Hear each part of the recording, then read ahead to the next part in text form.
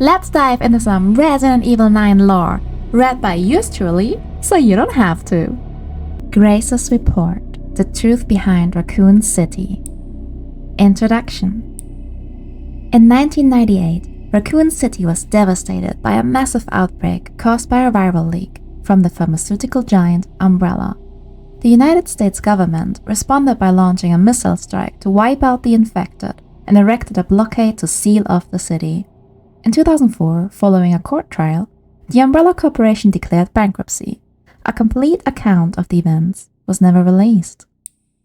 However, in October 2026, it was discovered that the city had been used as a hub for the production and trafficking of bioweapons. This report reveals that the established narrative of the Raccoon City incident was falsified and elucidates newly discovered truths surrounding the incident. 1968. To properly understand the truth, we must first go back to the beginning of it all. In 1968, Oswald Lee Spencer, James Marcus, and Edward Ashford founded the Umbrella Corporation.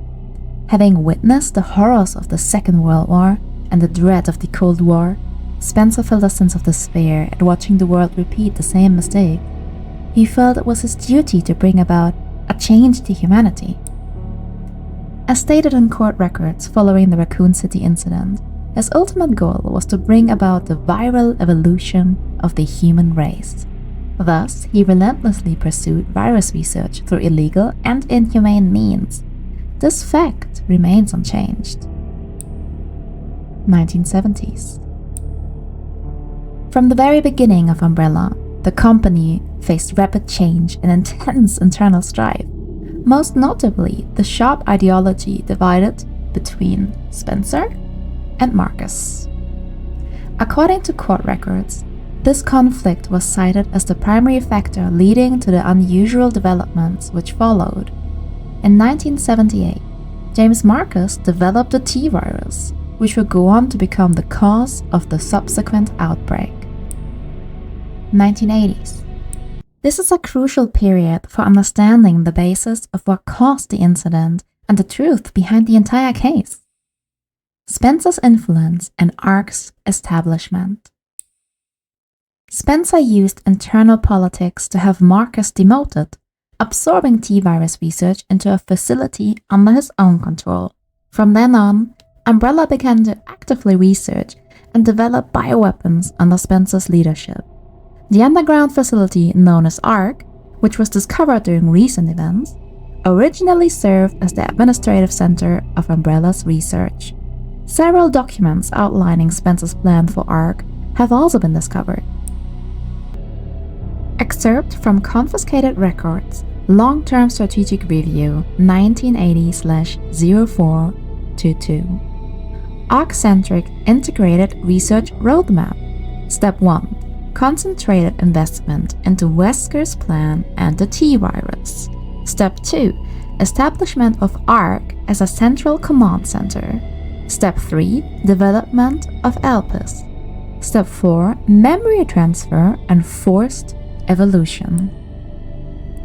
This is the first recorded instance of a significant keyword, ELPIS. The connections involvement. The following documents regarding Marcus's involvement were also discovered. Excerpt from Confiscated Records, Receipt of Donation 1986/0138. Recipient James Marcus. Sender F Foundation. Amount $30 million. I think it's a lot of zeros. This document shows a suspicious flow of funds being channeled to Marcus. Past FBI investigations revealed that the source of the funds, the F Foundation, was just one of the puppet organizations of the connections. The F Foundation no longer exists. The Connections is a criminal organization that various government agencies have been sounding the alarm against for years. This illicit group is at the heart of all of this.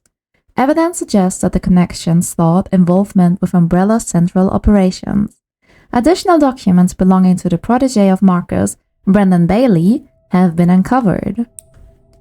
Excerpt from Confiscated Records, Telegraph log 1988/0996. Sender Brendan Bailey. Recipient F Foundation. Preparations are complete. I think it's time they made contact with me directly, don't you? I await a response. This indicates that Bailey took over correspondence with the Connections, succeeding Marcus. Bailey was rumored to be the founder of the Connections, but he may have only been a small cog in the larger machine. We now believe the Connections has had deep roots in the criminal underworld since before the 1980s. Much about the Connections remain unknown. Spencer's Purge. In order for Spencer to obtain complete control over Umbrella, he used force to deal with any internal opposition and influential adversaries. A list of these individuals, seemingly prepared by an associate of Spencer's, was recently discovered. Excerpt from confiscated records. Re-evaluation list. Following the CEO's re-evaluation protocol, measures will be taken against these individuals: Cheryl Moore, Michael Kramer, James Marcus. 1990s. During this period, Umbrella continued to grow and expand through ties with the government. The organization became so large that Spencer could no longer fully control it. Numerous accidents plagued Umbrella facilities around the world as a result of poor management. Furthermore, information was being leaked to rival organizations and to Connections due to moles who had infiltrated the company. Yet, despite the circumstances, Spencer was able to thoroughly protect and complete his research at ARC, the research Elpis. While most records regarding Elpis were lost with the destruction of ARC, a precious few remain. Excerpt from confiscated records.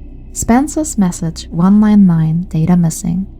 Trisel, HCF, the family, and Umbrella.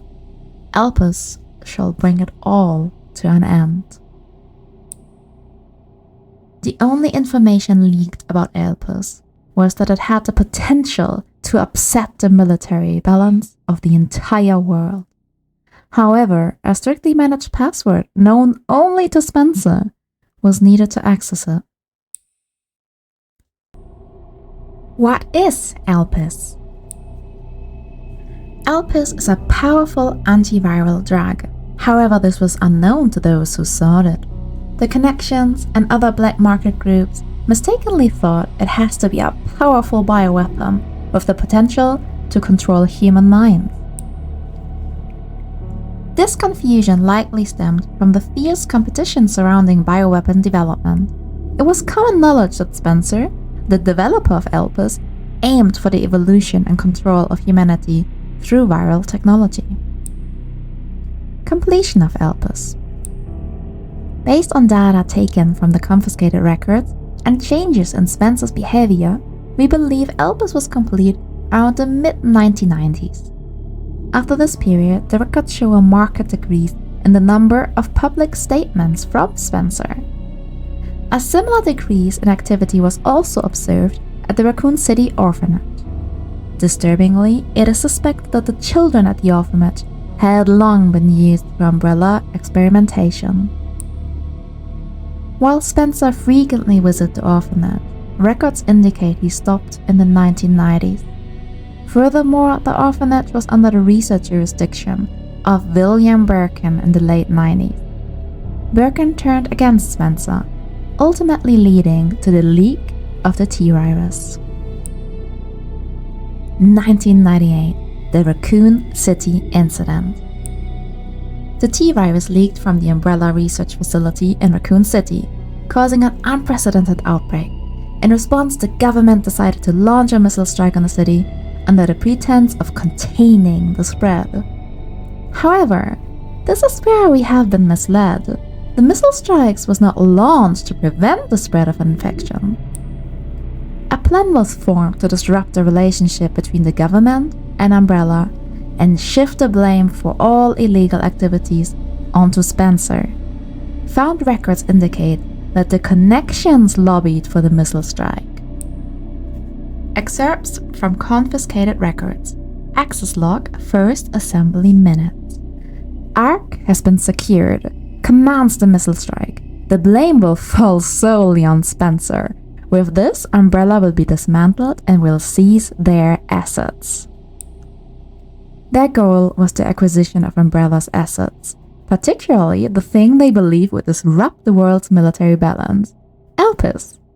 Due to Bailey's involvement, the connections were aware of Umbrella's inner workings prior to the Raccoon City incident. This set them up to swiftly secure Ark before instructing the government to carry out the missile strike.